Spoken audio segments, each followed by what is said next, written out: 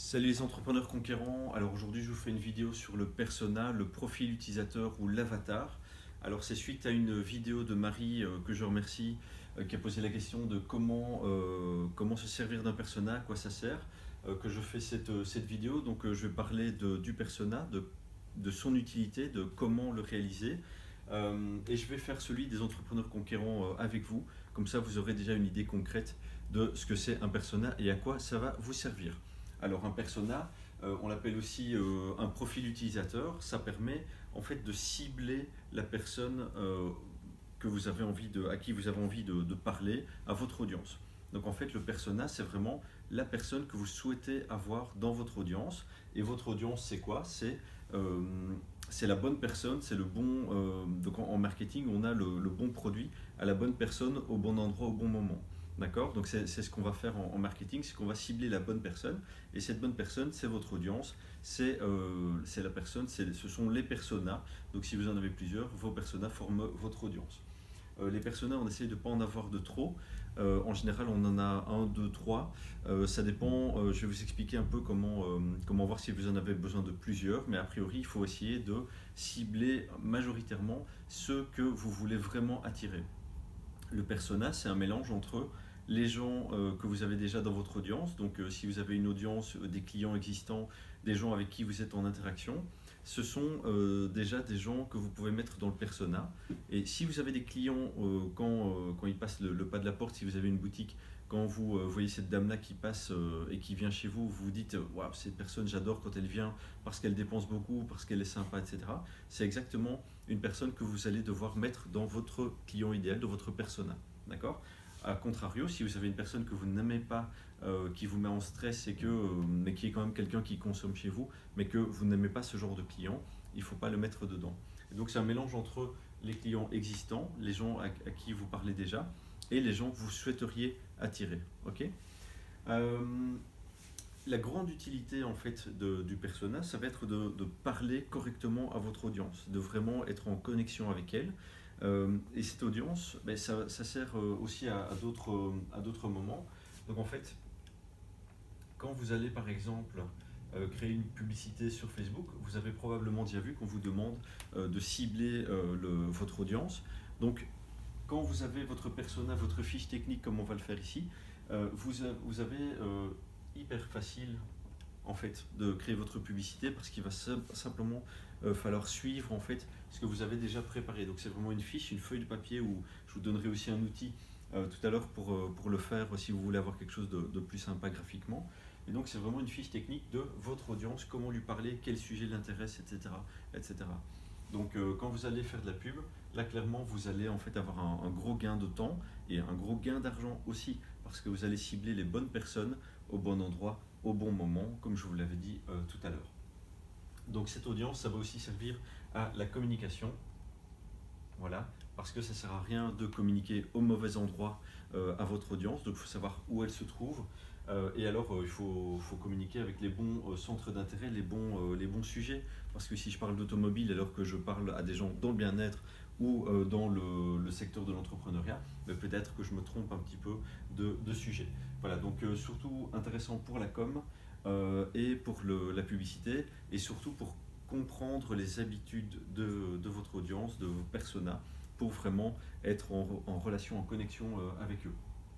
Alors comment le créer? Simplement, vous prenez une feuille A4, vous prenez un stylo, n'importe quoi, un feutre, un crayon, et vous pouvez le faire de la même façon que je vais le faire sur le tableau blanc ici. Je vous ai préparé un outil, en fait j'ai une boîte à outils pour les entrepreneurs conquérants que mon robot peut vous envoyer en PDF. Donc je vous invite à aller envoyer un message en fait sur la page Mickaël Brillo et vous pouvez en fait demander la boîte à outils à mon robot. Ce sera dans le menu, vous aurez en fait un carrousel qui vous permettra de choisir des options.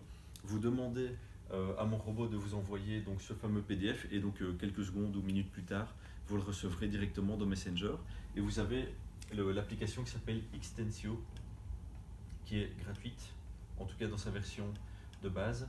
Et alors Xtensio, c'est une boîte à outils notamment pour faire des personas. Ça vous permet de créer un beau persona avec des beaux graphiques, etc. Donc c'est vraiment très très chouette. Et c'est gratuit, donc n'hésitez pas à aller le chercher. Donc un petit message sur le robot, sur la page Mickaël Brillo, et le robot viendra vous le donner. Alors, on va faire le persona des entrepreneurs conquérants.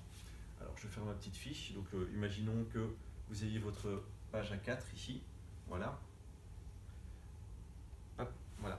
Alors, l'exercice qu'on va faire ici, c'est vraiment pour les entrepreneurs conquérants.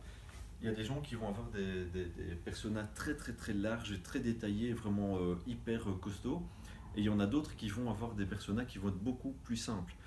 Qui va avoir quelque chose de plus simple, par exemple un commerçant qui est dans une thématique qui touche tout le monde. Je sais pas moi, un chocolatier, clairement, bah, tout le monde aime le chocolat, donc hommes, femmes, enfants, etc. On va avoir énormément de mal à trouver des spécificités, des choses qui vont faire qu'on va pouvoir le cibler. À part le dire qu'ils sont gourmands, ça va être compliqué, d'accord. Donc un chocolatier, par exemple, coucou à Guy, qui va peut-être regarder cette vidéo, il aura beaucoup plus de mal à cibler parce que lui, oui, ou alors on va cibler par zone, par exemple, s'il est fort dans le local, qui ne fait pas d'e-commerce, etc. Mais en tout cas, au niveau de la personne, ça va être beaucoup plus compliqué. Alors, dans un persona, ce que j'aime bien faire, c'est ajouter une petite photo qui va vraiment montrer quel type de personne c'est, un petit peu son look, etc. Donc, si vous avez une petite photo, c'est sympa. Et alors, on a, en tout cas, moi, je mets un prénom. Comme ça, on va vraiment s'identifier à cette personne. Donc, moi, quand c'est des femmes, en général, je les appelle Chloé. Je mets une petite photo et donc, il faut vraiment que ce soit représentatif de la personne que vous souhaitez attirer à vous. Ok. Alors, ce qu'on va mettre comme critère, c'est tout ce qui a trait en fait à sa. Voilà, vous allez décrire en fait cette personne. Vous allez mettre voilà, son âge. Donc, par exemple, moi ici pour les entrepreneurs conquérants, on est plutôt entre 30 et 50 ans. Au niveau du sexe, on est 80% femmes. Donc, moi c'est une femme. C'est pour ça que c'est Chloé. C'est vraiment. Alors, ça ne veut pas dire que j'ai pas de clients potentiels hommes. J'ai beaucoup de clients hommes avec l'agence, mais avec les entrepreneurs conquérants. Donc là, c'est vraiment propre parce que c'est de la formation, c'est du coaching, du mentorat et les femmes sont beaucoup plus sensibles à ça. Donc, clairement, moi j'ai une audience qui est fortement féminine. Donc, voilà, c'est plutôt les femmes que je vais cibler. On me répond toujours, oui, mais en fait, je cible tout le monde, enfin, tout le monde est mon client, etc. Oui, vous avez raison, tout le monde est votre client. Ce qu'il faut faire, c'est juste se dire quelle est la plus grosse masse de clients que je vais toucher d'un seul coup et que je vais pouvoir maîtriser. Une fois qu'on maîtrise la zone, imaginons on a 1 million de personnes ou à contrario on a 100 personnes, est-ce que cette zone elle est trop petite pour vous ou pas? Si elle est trop petite, vous pouvez aller chercher un autre marché. Mais si elle n'est pas trop petite et que vous ne l'avez pas encore épuisée, bah, focalisez-vous là-dessus. Donc moi je me focalise plutôt sur homme-femme, mais clairement si je fais de la pub, je vais viser les femmes parce que les femmes ont un meilleur taux de conversion pour moi ce que je fais. Ok. Donc mes amis les hommes, pas de souci, je vous aime aussi, mais désolé, quand je fais de la pub, je fais de la pub pour les femmes. Je cible que les femmes, c'est comme ça, parce que c'est plus rentable pour moi. D'accord. Voilà, les femmes réagissent mieux. 30-50 ans. Pourquoi 30-50 ans? Alors, clairement, moi je suis dans un business, en tout cas avec les entrepreneurs conquérants, où on est sur des gens qui veulent entreprendre, qui sont conquérants justement, qui ont envie de changement souvent, qui veulent vivre une autre vie, etc. Et donc, à quel moment on se pose ces questions dans la vie? Ben, c'est à partir de 30 ans, 35 ans, la crise de la quarantaine, etc., etc. Donc, on a des gens qui ont eu généralement une carrière avant. Ça aussi, c'est un critère qu'on peut mettre dedans, donc des gens qui ont déjà eu une carrière précédemment. Et alors, c'est des gens qui veulent changer de vie, qui en ont marre de leur métro boulot dodo, etc. Donc, ils vont vraiment entreprendre leur vie, on va dire ça comme ça. Et donc, c'est à partir de cet âge-là, à partir de 30 ans à peu près, qu'on va commencer à se poser ces questions-là. Est-ce qu'on ne sait plus évoluer dans sa boîte? Est-ce qu'on a envie simplement de changement parce qu'on se sent inutile, on a envie d'entreprendre, on a envie de faire des choses différentes? Voilà, mais donc on va être dans cette tranche d'âge-là. Et comme je vous disais, il y a les femmes. Voilà. Après, on va essayer de cibler tout ce qui est hobby. Moi, personnellement, ici, j'en ai pas besoin pour les entrepreneurs conquérants, simplement parce que peu importe les passions des gens, toutes les passions sont bonnes, tous les talents sont bons pour moi. Donc ça, j'ai pas de souci avec ça. Par contre, ce qui va m'intéresser, ce sont les centres d'intérêt. Donc, on a notamment en ciblage sur Facebook l'entrepreneuriat.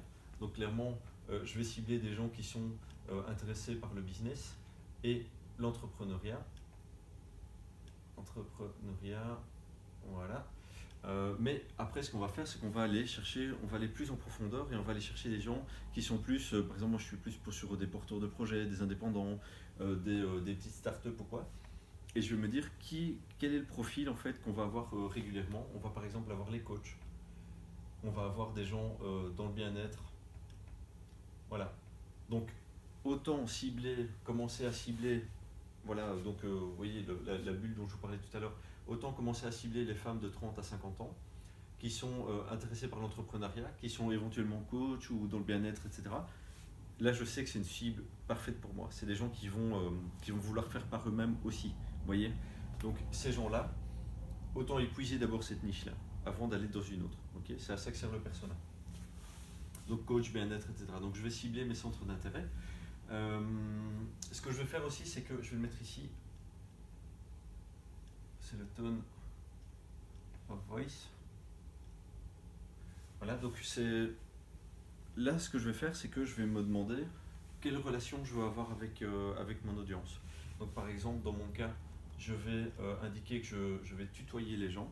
Okay, donc en général, les gens qui sont choqués si je les tutoie, c'est qu'ils ne font pas partie de ma communauté ou qui ne correspondent pas aux clients ou en tout cas aux gens, à l'audience que je veux attirer. Moi, je veux être proche des gens. Je veux être proche. Voilà, ça c'est mon créneau. Alors, ça ne veut pas dire que je veux être proche de mes clients. Alors, je suis proche de mes clients de mon agence, mais je suis beaucoup plus. Il y a beaucoup plus une relation client-agence dans l'agence Superpartner qu'avec Michael Brillo où là je veux être proche. Okay, donc il y a vraiment deux dimensions. Il faut vraiment se positionner. Ce que je dis là, c'est vraiment pour les entrepreneurs conquérants. C'est pas du tout pour le reste de mes business. Ça pourrait être dangereux quand même de tutoyer tout le monde. Alors il y a des clients avec qui je le fais, mais c'est clairement dangereux de s'autoriser à faire ça. Voilà. Donc ici, pour les entrepreneurs conquérants, donc je vais être plus proche, je vais tutoyer les gens. L'idée, c'est vraiment de créer la connexion avec vous. Voilà. Et donc celui qui ne veut pas être en connexion, ben, a priori, j'ai pas envie de l'avoir dans ma communauté. Voilà. Donc on comprend déjà à peu près qui est cette personne. Après, ben, on va aussi avoir forcément la région.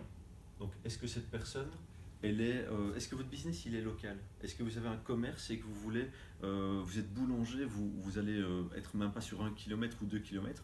Moi, ce que je veux, c'est toucher le monde. Donc le monde et la langue, ce sera francophone. Voilà, en tout cas pour l'instant. Donc la langue, ce sera francophone. Donc le monde, ben voilà, je peux cibler le monde. Donc par exemple, quand vous allez cibler sur la publicité, vous allez pouvoir choisir l'endroit où vous voulez diffuser cette publicité. Donc si c'est quelque chose de national, ben, vous ciblez la France, la Belgique, le Canada, ce que vous voulez. Si c'est quelque chose de régional ou de très local, ben là vous allez en fait affiner par rapport à votre région. Au niveau de la langue, ben là ça dépend de vous. Ben, si vous voulez faire de l'anglais, vous ciblez de l'anglais, mais donc ça on peut cibler aussi par la langue, en tout cas dans la publicité. Et après donc Marie me posait la question de à quel endroit je dois communiquer, quel réseau social choisir. Ben, en fait c'est tout est je vais directement noter habitude ici, pour ne pas l'oublier. Voilà. Tout est une question de logique. Donc, posez-vous la question, votre client idéal, c'est quoi ses habitudes? Comment il se positionne? Comment il vit au quotidien? Mais donc, par exemple, au niveau des réseaux, ben, moi, je vais utiliser Instagram. Alors, pourquoi on va utiliser Instagram? Simplement parce que j'ai envie de partager tout ce qui est backstage, j'ai envie de raconter ma vie et de faire des photos sympas, etc. Et donc, ça, c'est vraiment pour être en connexion avec vous. En connexion, être plus proche. C'est vraiment la partie backstage. Clairement, ici, c'est du B2B. Donc, les entrepreneurs conquérants, on n'est plus sur du B2B. Donc, même si vous n'êtes pas pro, on peut considérer que vous, même en porteur de projet, et aussi en B2B. Donc, B2B, c'est business to business. Donc, on va parler à des entreprises quand on est une entreprise. Okay, a contrario, il y a aussi le B2C. Donc, quand vous avez un magasin que vous vendez aux particuliers, ça, c'est un B2C. C'est du B2C. Voilà, donc moi, je suis en B2B. je pourrais très bien aller sur LinkedIn, sauf que LinkedIn, je l'utilise pour mon réseau professionnel large. Donc je ne vais pas commencer à tutoyer et être proche sur LinkedIn, ok? Je vais tutoyer sur Instagram, je vais tutoyer aussi sur mon groupe Facebook, voilà, ou sur ma page Facebook. Mais je vais le faire sur ma page Michael Brillo. Je ne vais pas le faire sur la page de mon agent. Je ne vais pas tutoyer les gens, je veux pas avoir la même relation sur Facebook Michael Brillo que sur le Facebook UPartner, d'accord? Donc il faut vraiment se poser la question de à quel endroit je dois me positionner, sur quel réseau cette personne je vais la toucher de la manière dont je veux la toucher. Et donc je vais avoir mon Instagram, mon Facebook ici, tout ça pour avoir la connexion et être plus proche de vous. D'accord? Facebook aussi et Instagram, c'est pile poil dans l'audience 30-50 ans. Donc si je voulais toucher des ados, ben, voilà, je veux toucher un ado parce que j'ai une marque de fringues et je veux communiquer sur les réseaux sociaux, je vais peut-être faire un peu d'Instagram, mais sinon je vais faire du Snap, quoi. Là, je vais aller sur Snapchat, ce qui n'est pas du tout ma cible ici. D'accord? Voilà, mais donc c'est juste de la logique. Demandez-vous sur quel réseau social cette personne va se mettre. Et alors pourquoi j'irai là? Pourquoi j'irai sur Twitter? Pourquoi j'irai sur LinkedIn alors que c'est des réseaux qui sont déjà de un pas fun et qui sont vraiment faits pour la communication plutôt business, à fond business très sérieuse, costard cravate, quoi. Voilà. Donc pour le choix de tes réseaux, Marie, pose-toi la question à qui tu parles, comment cette personne va communiquer, enfin, c'est quoi ses habitudes à cette personne-là. Et alors les habitudes, après aussi, c'est par rapport à la vie de la personne. Si je cible des femmes de 30 à 50 ans, il y a des chances qu'elles aient des enfants. Donc, et si elles n'en ont pas, c'est pareil, mais la majorité, a priori, va avoir des enfants. Je peux essayer d'imaginer l'âge qu'ils vont avoir, donc je peux imaginer la vie qu'elle a. Je peux me dire que, par exemple, dans le planning de la journée, on va avoir à un moment donné une zone où ce sera dédié aux enfants, et donc je ne pourrai pas communiquer avec cette personne-là. Je ne peux pas lui envoyer un email à ce moment-là. Donc il y a des chances qu'elle va commencer, cette personne, à être attentive à partir de 20 heures. Pourquoi? Parce que les enfants, ils vont dormir, et elle va pouvoir se poser et se dire, ok, je bosse sur mon projet annexe. Si c'est une personne en complémentaire, clairement, c'est à partir de 20 heures qu'elle va être plus attentive. Okay, c'est pas à 15 heures ou à 15h30 à la sortie de l'école, hein. Voilà, donc même chose au matin. Si voilà, on est à 8 heures du mat, communiquer avec cette personne à 8 heures du mat, ça va être compliqué. Et donc vous pouvez imaginer en fait les habitudes de cette personne, un peu ses horaires. Voilà, donc si vous ciblez des gens par exemple en complémentaire, dites-vous que la journée, la personne elle n'est pas censée être à l'écoute de vos messages. Pourquoi? Parce qu'elle a un employeur et elle est censée travailler pour son employeur. Donc tout ça, c'est que de la logique. Donc faites-vous votre carte comme ceci, faites-vous votre audience et vous verrez que ça va vous sembler hyper logique à la fin de la manière dont vous allez communiquer avec cette personne. Les centres d'intérêt, donc là on a beaucoup parlé de la publicité, donc publicité dans la création de l'audience. Vous verrez qu'il suffira de suivre ça et votre pub elle sera finie. Il faudra juste faire un petit texte sympa, accrocheur qui incite à l'action. Et après au niveau de la com, en fait, dans la communication, on essaye de ne plus parler en disant je suis le plus beau, je suis le plus fort, achetez mon produit, ou mon produit c'est le meilleur. Ce qu'on va faire, c'est qu'on va parler de tout ce qui va avec ce produit, de la sensation, de l'émotion, des produits annexes, des centres d'intérêt. Donc si on est dans le bien-être, peut-être qu'un jour on va parler d'un produit d'huile essentielle, qu'un autre moment on va dire voilà les 5 astuces pour être en forme dès le matin, etc., etc. Et donc on va en fait inventer, se créer une galaxie de sujets qui vont intéresser mon audience et qui ne sont pas en rapport direct avec le sujet ou le service que vous vendez directement. Ça va? Voilà, donc le persona très simple à faire, c'est que la logique, c'est vraiment se mettre dans les souliers de votre audience idéale. Et si vraiment vous avez, donc faites-en faites-le bien. Et si si vous pensez que vous devez le doubler, dans ce cas-là, posez-vous la question de est-ce que, par exemple, si vous ciblez les hommes, est-ce que juste changer le sexe ici mérite de faire un deuxième persona? La réponse est non. Si c'est la même personne, si c'est aussi 30-50 ans, que c'est juste un homme et qu'il y a 2-3 variantes, ne changez pas. C'est cibler la même personne. Mais quand vous ferez votre com ou votre publicité, vous allez juste prendre le même point commun et vous allez communiquer par rapport à ça. D'accord? Si c'est vraiment différent, là vous pouvez passer sur un autre persona Par exemple, si vous allez dans du B2C, donc si vous avez une cible B2B et une cible B2C, là vous pouvez doubler votre persona, à moins que ce soit vraiment la même personne, mais a priori, si vous avez un consommateur, vous n'allez pas lui parler de la même façon qu'un chef d'entreprise ou à une entreprise tout court. Voilà. Donc j'espère Marie que ça répond à ta question, j'espère que ça vous aide pour vous les autres. Pour les outils, je vous ai dit, donc soit vous trouvez des canevas aussi vierges, vous tapez Persona PDF sur Google Images, vous trouverez plein de personas à créer, à remplir. Il y en a des simples, il y en a des complexes. Moi, ce que je vous conseille, c'est de parler donc, sur ma page Mickaël Brillo, envoyez-moi un message sur Messenger, donc vous faites contacter maintenant. Mon robot viendra vous parler, vous proposera la boîte à outils des entrepreneurs conquérants. Et dans cette boîte à outils, vous verrez que vous aurez Xtensio qui vous permettra de créer vos personas. Voilà, c'est vraiment très pratique. Voilà, je vous souhaite une bonne création de personnages. J'espère que cette vidéo vous aidera et vous aura plu. Faites comme Marie, envoyez les vidéos, posez vos questions. Marie, je n'ai pas oublié les autres sujets, j'y reviendrai dans d'autres vidéos plus tard, je les ai bien notés. Voilà, c'est à vous de jouer maintenant, créez vos personas, n'hésitez pas à les partager si vous en avez envie. Je peux aussi vous donner des conseils et voir un peu si on est bon, pas bon, si on peut les affiner ensemble ou quoi. Enfin voilà. Donc beau succès et bonne conquête du web à tous. À bientôt. Ciao.